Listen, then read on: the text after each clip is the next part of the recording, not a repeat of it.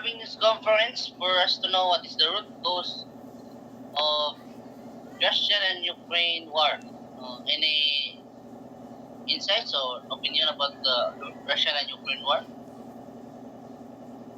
So maybe the NATO accused Russia of planning an invasion, which it denied.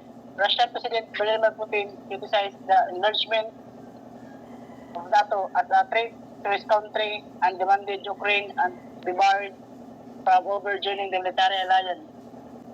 For me, the conflict between Russia and Ukraine is because Ukraine wants to join NATO, which is powerful alliance includes many strong countries like USA and Canada. The main point is Ukraine in 2008 was promised eventually NATO membership. In reality, joining was already a distant prospect, a source of frustration for Ukrainian and leaders in recent years.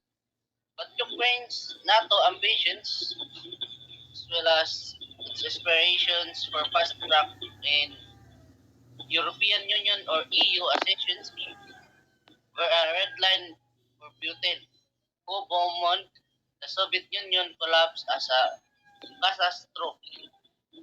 Putin and his allies increasingly began to accuse Ukrainian government of genocide. Peace deals brokered by Germany and France that sought to end the violence and establish a political settlement fulfilling means would have empowered Russian speaking breakaway terrorists through the centralized authority, potentially giving a permanent veto power over national policy shift as such as joining an EU or North Atlantic Treaty Organization. So what Curtis Sub said a while ago was as a point that his words began because of that. Patrick Cunayo on this article from Bloomberg Quick Take. So, what do you think are the applications of the Russia and Ukraine war to the Philippines? In your opinion? One of the implication of the war to the Philippines is that we are an economic part trade of the USA. For me, the first point of impact would be on the prices of fuel and food, as Russia is the largest exporter of natural gas and wheat, while Ukraine is the fourth largest exporter of corn. That's all. Thank you for your ideas and opinion. So the applications of the Russia and Ukraine war to the Philippines is that according to the Manila in Malacanang said that the ongoing conflict between the Russia and Ukraine pose economic, trade, and human resource implications to the country and the Filipino people. The conflict in Ukraine has an economic, trade, and human resources implication for our country and for our people. As they monitor the current situation, every Filipino has the right to know what the government is doing to prepare for any eventuality. The local food production and the review of oil deregulations law. That's all. Question number 3. What specific step do you recommend that the UN or the other international organizations must take to stop the war? Any idea or opinion, guys?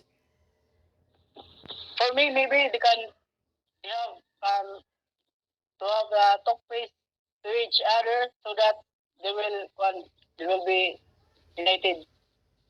For me, I recommend to the UN and any international organizations that they may have this role of whoever attack or or give some implication of having an invasion of each country must have been punished.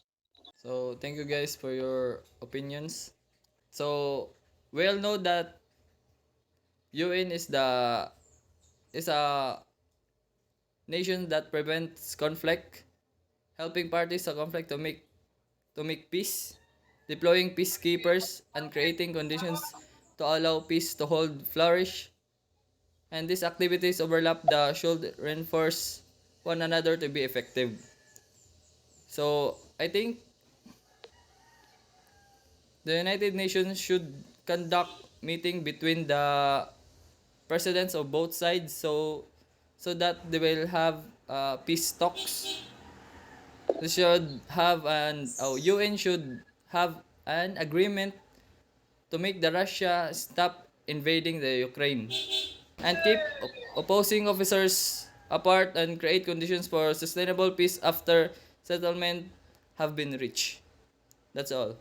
I think the questions about this topic was being answered by three of us, and that's all for this conference. Goodbye and thank you. Thank you. Thank Thank you. you, and